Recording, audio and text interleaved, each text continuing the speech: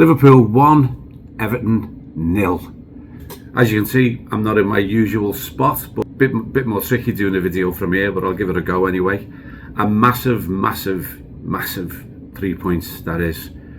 A well-deserved 3 points as well, against a typically nasty Everton team, which I'm going to get into. I've got to, after that. Yet another referee to add to the list with a clear anti-Liverpool bias. I've never even heard of this fella. I know he's refereed us a couple of games before, but that was shocking. I do have to talk about it. But for now, let's focus on the positives. I said in the pre-game video, what mattered today more than anything else was the 3 points. That was imperative. We were coming off 2 straight defeats.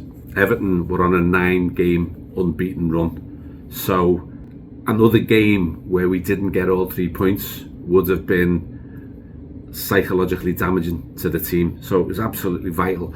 As well, of course, Arsenal yesterday, as expected, reduced the gap to 9. So if we drop more points today, it would have given them that little bit of an edge that we don't want them to have. It would have meant that Arsenal would have finished this week closer to us, and they've got players back, and it would have been playing on our minds that we've gone now 3 games without a win.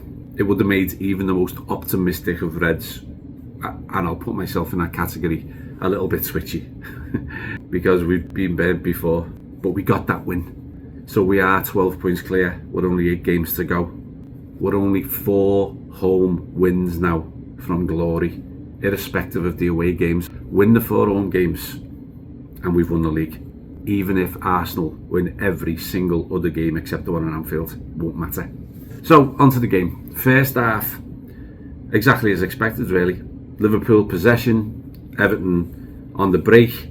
What wasn't expected was that Everton would have so much joy from their breaks, with, of all people, Beto getting the better of Konate and Van Dijk on several occasions. One time he was fractionally offside and he knocks them out the way and he puts the ball under Keller and scores, but it's offside, just. And then he does the same and shrugs them off again, and it's the inside of the post. And we're living on the edge. We had all the possession, but Beto was causing us all sorts of problems. You would have thought Beto versus Van Dijk and Konate wouldn't be a contest, but it was. Meanwhile, all we had was a Jota half chance, which he blasted over. Nice ball in from Diaz, which Mo Salah heads straight at Pickford. But other than that, it was slim pickings really. But, and this is what I wanted to talk about, it all should have been different from about 15 minutes in, when James Tarkowski purposely, with premeditation, tried to destroy Alexis McAllister's season. Now, for anyone who knows the game, anyone who's played the game, anyone who's a student of the game, you know that he meant that. You don't do that. You don't win the ball like that and follow through the way he did unless you mean it. And he meant it. And it was an absolutely shithouse tackle by one of the biggest shithouses in the Premier League, James Tarkowski. Aided and abetted, by the way, and I'm going to talk a little bit more about this a bit later on as well, aided and abetted by that referee, who was very Michael Oliver-like in this game in terms of giving everything to Everton. Every time Liverpool challenged for the ball, he gave Everton a free kick. Every time Everton committed very clear, obvious fouls on Diaz and Salah and Jota and McAllister and others, he waved play on time and time again. But this one was the worst. In the first half, there's another one to talk about, yeah. He gives Tarkowski a yellow card for that. But it goes to VAR. And every football pundit, every expert, everybody who saw that says it's a red card, except for VAR. And who's on VAR? Biggest shithouse number 2 when it comes to Liverpool Football Club, Paul Tierney. Once again, Paul Tierney is put in a position where he can affect games, and he did. Now, we get away with this one because we won the game, but he should have been off after 15 minutes, and he was left on by Paul Tierney for an absolutely outrageous tackle. And I want to know how that man can continue to get away with this every time it's Liverpool, every time he makes appalling decisions. And the rot in the PGMOL is never going to go away while you got people like him involved in the game and making decisions like that. It's absolutely outrageous. And as I say, I've got another comment about this a bit later. But anyway, half time, it was 0-0. You know, we got away with a couple with Beto. It was a pretty even first half, really. Everton's game plan was working. So onto the second half, we're kicking towards the Kop, and it helped because straight from the beginning we upped the intensity. Everton's breaks were becoming fewer and fewer. Most of the breaks actually were from our corners, where once again our corners were absolute crap. I don't know why we can't do anything from corners. We've got Gravenberg and we've got Van Dijk and we've got Canati, and he never seemed to win a header. But surely, you know, given the way the game was going, surely the pressure was going to tell. Gravenberg had a really good effort that clipped off, I think it was Tarkowski again, and went straight to Pickford. Very, very lucky, but every break seemed to be going their way. Every ball that was deflecting their way. And, you know, we're all thinking the same, aren't we? Oh, is it going to be one of those days? But then, Luis Diaz, who was superb throughout. He caused them problems throughout. He was very clever. He's in an offside position. He stops completely, so he cannot be interfering with play. Then he becomes active, and he gives a superb little back heel, and Jota did what Jota does. He's not been doing it of late after an injury, but he gets the ball, dancing feet, and that predatory, instinctive finish that Jota has got, and he buries it past Pickford, and the breakthrough is made. And from that point on, to be honest, Everton didn't really have any answer. They didn't know how to up the game. They didn't know how to go on the attack. And we started to play the Arne Slot way in terms of game management.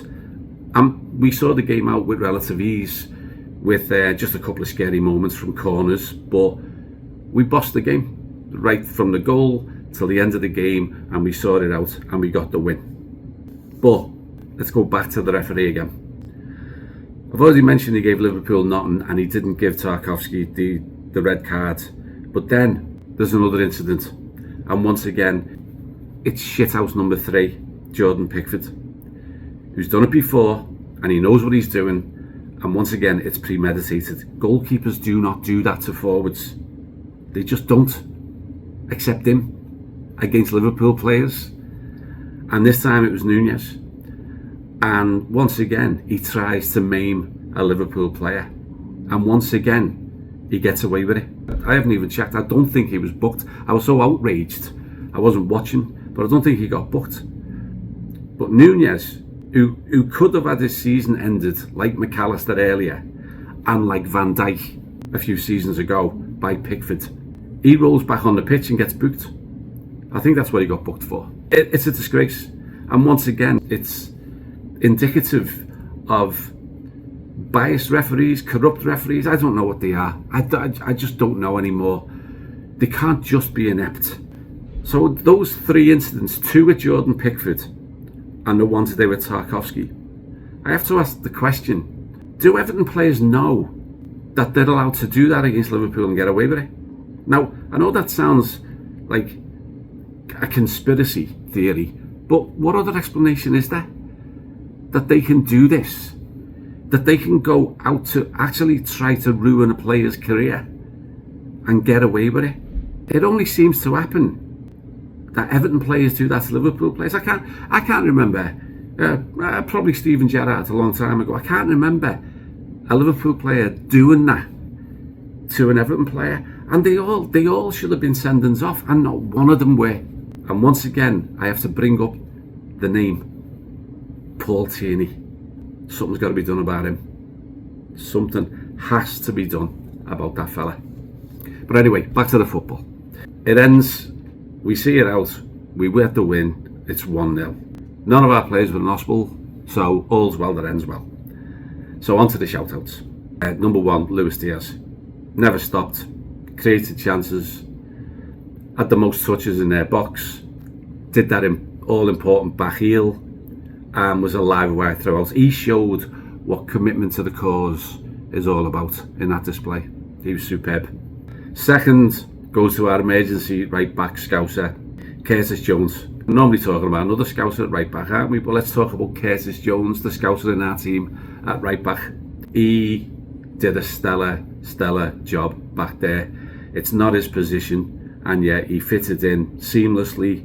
He made one, I would say, goal-saving intervention near the end when he did an overhead kick volley away from 2 Everton players. That could have been the game right there. It could have ended up with an Everton equaliser, and it was an absolute magical piece of work by him. So well done, Curtis Jones, lads. You've had a great season. You've fitted in whenever you've been asked to. A great display today. Well done. I've also got to mention Kelleher. Although he didn't have that much to do, everything he did to his usual very high level. Once again, he looked every bit a top class Premier League goalkeeper. And I'm not just talking about Premier League goalkeeper, I'm talking about one of the elite goalkeepers in the Premier League.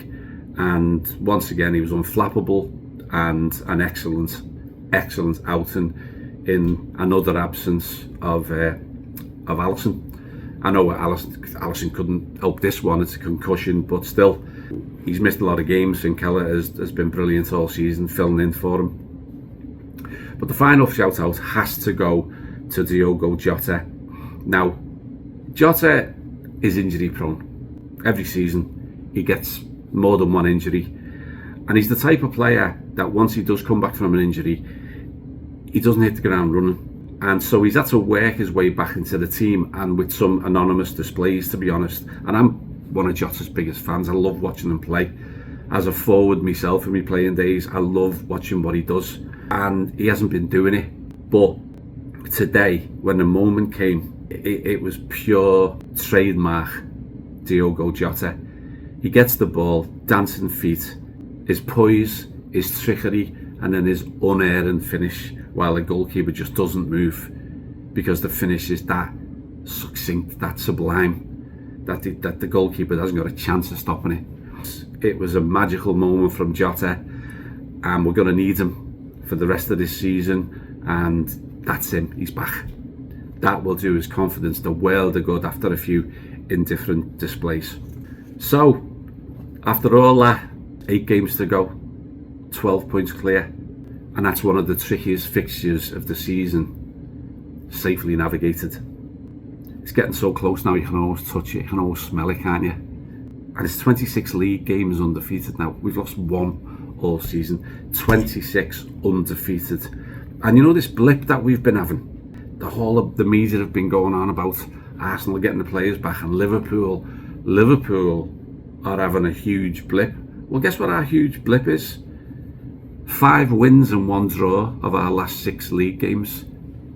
Arsenal have won 3, drawn 2 and lost 1 in their last 6 league games, and yet we're the ones having a blip. No, we're not. We're steamrolling our way to that title every week. So now it's on to Fulham away. I do have to mention, I may not be in a position where I'm able to watch that game or do a video. I'm not sure yet, but we'll see. So if you don't hear from me, that's why. But hopefully I can do one. The day before that, isn't it funny how Arsenal have suddenly got 5 games in a row where they play before us? Funny that. But anyway, they're playing Everton at Goodison. I wonder, will Everton try to maim any of their players? I wonder, will Everton put everything into that game to make sure that they try and get a result? I'm not holding my breath. But you know what? It doesn't matter. It doesn't matter about them. They're out the way. We got through the game unscathed, just about. And it's all about what we do.